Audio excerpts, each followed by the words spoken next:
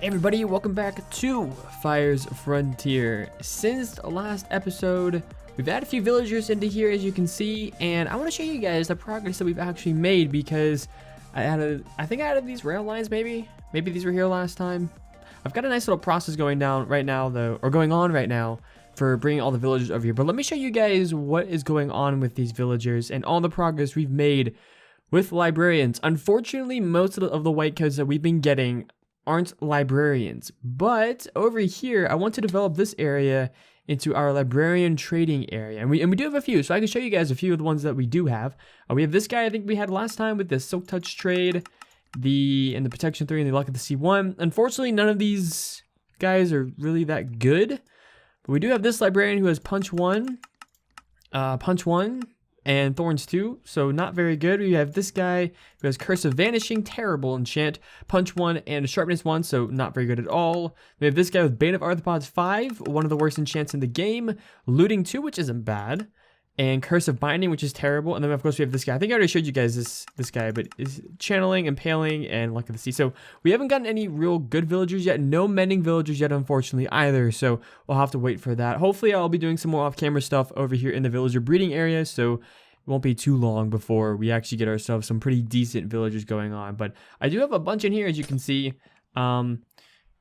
Cartographer, a bunch of cartographers, as you can see. And if we just kind of move through here, yeah, we've got a lot of villagers in here. Most of these guys will be used for an iron farm more than likely.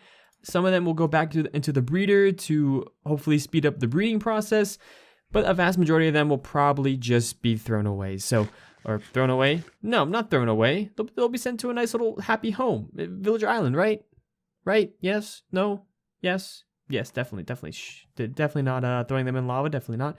Anyways, that's it for the villager breeding stuff for right now. Like I said, I will get back to this very, very soon on my own time. Got to tear that down as well so that we can get that stuff going. But today's episode, ladies and gentlemen, is episode 10. And as promised, we will be including 10 comments for today from episodes, well, actually, I guess 9 comments from episodes 1 through 9. And then next episode, we'll add the comment from episode number 10. But we do need to make a building for that. We need to make some sort of building to hold those comments. And I figured today's episode would be a great opportunity to go ahead and make that building. My plan, guys, is to make a nice old tower. And I've got a perfect spot for it over in our main base area. So, guys, let me go ahead, head to the nether, head back, gather some materials for today's project. And we'll see you all with the start of our project for today in just a moment. A lot of what I've been trying to build around here has been more of that theme, right? It's used a lot of jungle. It hasn't used as much stone, but it does have some stone in it, and it's been very natural. And originally when I started this world, I thought that I wanted a more Mayan theme, and I do think I want to add more stone and have that overgrown look that a lot of the Mayans do, and of course build some temples as well, some standard temples that you'll see. But I think I want to try something a little bit different as well and try to really embrace that more natural feel that portal down there really does a good job of showing off. So I want to incorporate a lot more stuff into the sides of like these amplified areas. Obviously we have amplified, so there's a lot we can do with that, and I want to take advantage of that. Regardless though, guys, that was just sort of been my thought process. I've been looking up pictures of Mayan like towers, because obviously the Mayans lived in Mesoamerica years and hundreds and thousands, definitely hundreds of years ago, a long time ago. And I wanted to get really inspired because a lot of people who build in jungles go with either a jungle tree, like treehouse sort of theme, or they go with a more Mayan temple style sort of theme. So here, as I mentioned earlier, I had a place where I wanted to build our comment tower. Here is where I want to build the Tower of Comments. If you guys have a better name, and if I don't think of one by the end of today's episode, or even if I do, let me know down in those comments below what you guys think a Tower of Comments should be named. Because obviously right now it's just a Tower of Comments. I don't have a specific name for it currently. I just have an idea of what I want to do and what kind of tower, what kind of tower I want it to have and what I want it to hold. I don't really know what name it should have yet. So if you guys have any specific suggestions, let me know down in the comments below. But on top of this hill is where I've been trying to figure out what I want to have here. And today I decided this is the perfect place to have a centerpiece a centerpiece that is based around you guys, a tower of comments. So I think I'm going to build that right here. I don't know exactly how tall I want this thing to be, but I think I have a bit of an idea of how I want to build it. I don't think I want this to be necessarily a symmetric build, but I do have a few ideas of the sort of build I want to make, and I think having some jungle wood as well as some stone and some stone bricks, maybe a little bit of andesite as well, some cracked stone bricks, all that stuff, along with some vines, I believe, probably some vines, is going to help a lot and help this build take the kind of shape that I want it to have. So without further ado, guys, I'm going to get started on this build. I don't know exactly what I want, but I have an idea. So I want to get something started real quick and then come back to you guys with a progress update. So let me get started, guys. I will see you all with a progress update in just a moment. Unfortunately, the tower looks kind of meh, to be honest. I mean, there's that little dirt pillar right there, which is kind of in the way, which isn't great. But even as it is, what I tried to do, guys, is I was trying to do a bit of a leaning tower and make it look sort of cool, but looking at it, I'm not a huge fan. I'm really not a huge fan of it, so I'll probably tear that down and try something different. I'm going for a more majestic feel. I think it's what I want more than this leaning tower, but a large part of the building process, guys, is building things and then tearing them back down until you get something that you like. So I think I'm going to tear this thing down and try to rebuild it and see what I like. I know it definitely needs to be taller. It for sure needs to be taller. And it needs a little more variation, I think. Maybe having a bit of a narrow base, get a bit wider towards the top, and then have some sort of roof. Maybe a roof like that, or more of like a domed roof, perhaps, or maybe more of a flat roof. I don't really know. I'm having a bit of trouble sort of visualizing exactly how I want this tower to be. So we'll see how it looks. I do want this to be one of the best towers that I've built. Of course, this is a tower of 4 comments, so this is something that we're going to be going to every single episode. I don't want it to just be some random tower. I want to be a tower that we're really proud of. So I'm going to go ahead, guys, and continue working on this area and see what I can get done on the tower, and hopefully I'll have some progress for you guys in just a minute. So, as you guys can see, the tower is, well, the outside's at least pretty much done. I added these strips of oak over here, which I really like. I think that the stripped oak is a huge plus in a jungle area, and I think it adds a lot of color contrast that we need. As you can see, I added in some stone brick, some cracked stone brick, and the mossy stone brick. Just add a little bit of variation along with the stone here, and I think it looks pretty good. But guys, that is not my favorite part of this tower. We still, of course, have to put in, we have some details to do at the top up there, as you can see, and some windows to put in. Basically, just a bunch of jungle fences, but my favorite part of this tower, guys, is actually something I learned doing towers elsewhere. That top portion right there. Not bad, right? Not bad. Obviously, it's not the most perfect, and it still needs some, of course, some help on the sides there. We'll add some windows and stuff there as well, but that's probably my favorite part of this entire tower. It very much goes with the theme of the tower, and I think that this tower is really going to stand out. No matter where you are in the world, you'll always be able to go to a mountaintop or something and see this tower from anywhere, which is exactly what I wanted. The tower itself, the basic design, isn't that great to me, and it could do with some improvements, but I think overall it's a pretty decent tower, and it's going to serve well for our comments. But guys, I do need to finish this tower off, so let me go ahead, guys, and fill in some of the areas in the middle with the fences, get our comments together, and then we can get on with our 10 comments for today. So I've sort of worked on the interior. As you can see, I put this pillar in the middle for these ladders right here. And actually, if we go all the way up to the top, I thought about actually using a water elevator right here, but I don't know how well that would work. And I kind of like the look of the ladders. Anyways, I think up here is where we're going to start putting all the comments. I know we have this huge building for not a whole ton of comments, but I think starting at the top with the first comments and going all the way down to the last comments towards the bottom, or the newer comments, I guess towards the bottom, will be a lot easier. So I'll put some chests up there in a little bit and put these books that I have in those chests. But as I just said, I have the books. We have our, well, there are actually 9 comments for now. We'll do the comment for today's episode in next episode. And I've been labeling all the comments per episode that they were commented on instead of the episode that they were actually showcased on. So that's what we're going to be doing for those. But without further ado, guys, we do have 9 comments to go through, and I think it's about time we discuss them. So starting with question number, or at least comment number 1, is from Taylor, who said, great video as always. I'm excited to see where you go with the jungle. Personally, I would go with a tropical theme over that of an Aztec, but whatever you do is up to you. Also, I love the world name. So this comment was on the very first episode of this series when we were first introducing the idea of living in a jungle and having the jungle as our main base and as our spawn area.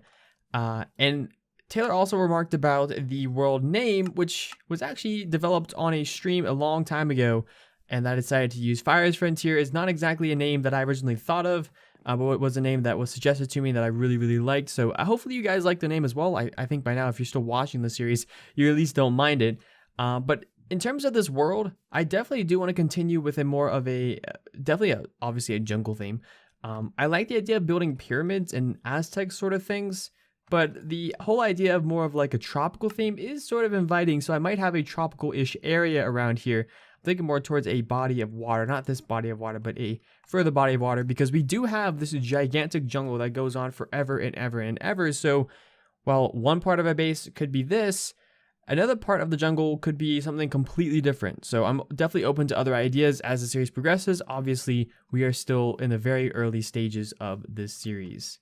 Second comment is from ZT Vital, who said, probably impossible to do with, but name tag an animal with the person's name on it, or how you said you wanted to use banners more. Maybe have a unique banner for every person with a sign on top or something like that would be cool. I don't remember exactly what the context of this comment was back in episode 2, but the idea of banners, I do remember saying that, and I would like to have some banners incorporated into some of these builds, whether we do it incorporated in this build or incorporated in different builds around the world, because banners are something I've never actually used a whole ton.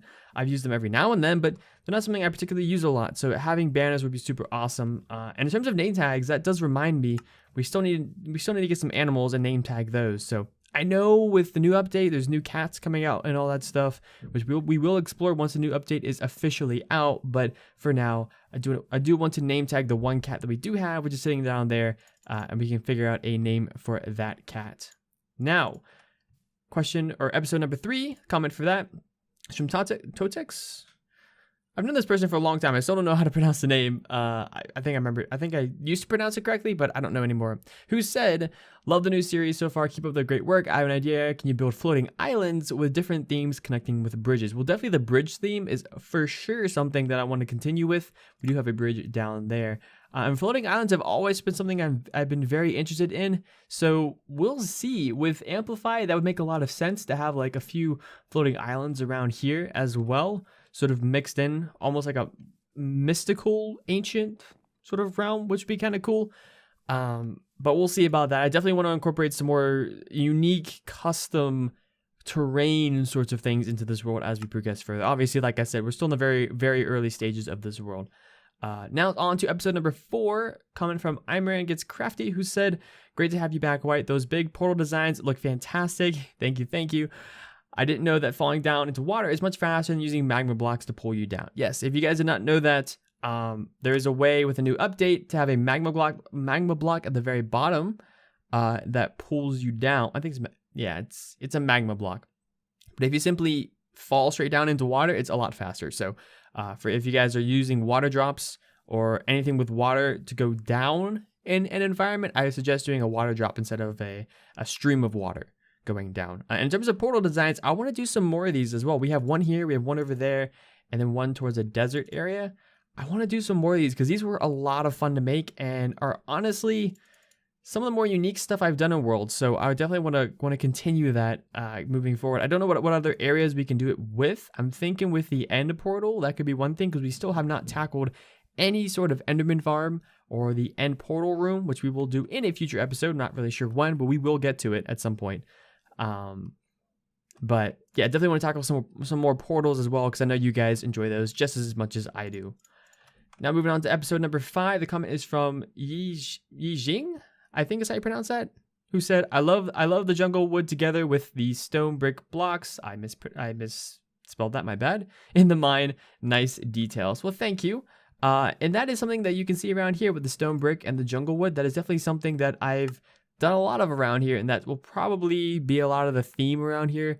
Adding a little bit more color to enhance the vibrant nature of this area would be nice, but this is very much a theme that I enjoy, and I think you guys will enjoy looking at and whatnot. I do want to do more temples as well, which is where the stonebrick is going to be, but we also have to figure out specific pathways. I mean, we do have this pathway down here, which is going to be a lot of fun, but this is more of a jungle, like, ruin, sort of backwoods pathway. I want to do a more main pathway once we get more buildings up, so we'll have to figure that out and incorporate some jungle wood and some stone into that as well.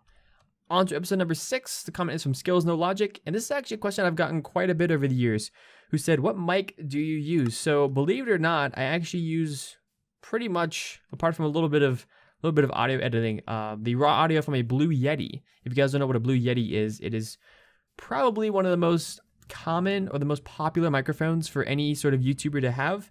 So if you guys are interested in a microphone, if you have a Blue Snowball, or if you're just interested in getting started into YouTube or streaming for that matter, a Blue Yeti is a good place to look. It is a little bit expensive, but I got this mic 4 years ago, and I haven't gotten a new mic since. As much as I would love to upgrade my audio quality, I don't think that's going to be an option as of right now.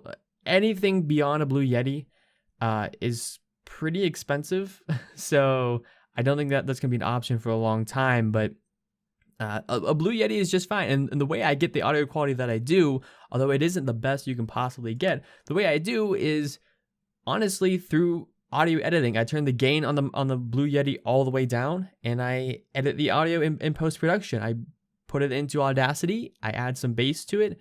I try to filter out some background noise if I can. Sometimes I can't, but it is what it is. And we go from there. The raw Blue Yeti audio, it by itself is actually pretty good. And there's a reason this mic is the most popular microphone out of pretty much every microphone out there for YouTubers and streamers, because it's pretty good raw quality. So, and a lot of people, if you're looking for a mic that isn't a headset mic or something like that, like a dedicated microphone, I always recommend the Blue Yeti. Even though it does pick up more background noise than most mics, it's pretty much the best you're going to get for the money. And you're going to have this mic for a long time. Like I said, I've had this mic for almost 4 years at this point. Actually, exactly 4 years probably, or right around this time, 4 years. So it's definitely a microphone I do recommend for YouTubers and whatnot. Moving on, though, to episode number 7. The comment from that episode is from Kenneth, who said, I wasn't digging the stripped jungle, but then you added leaves and the whole thing came together. Nice job. Kenneth is referring to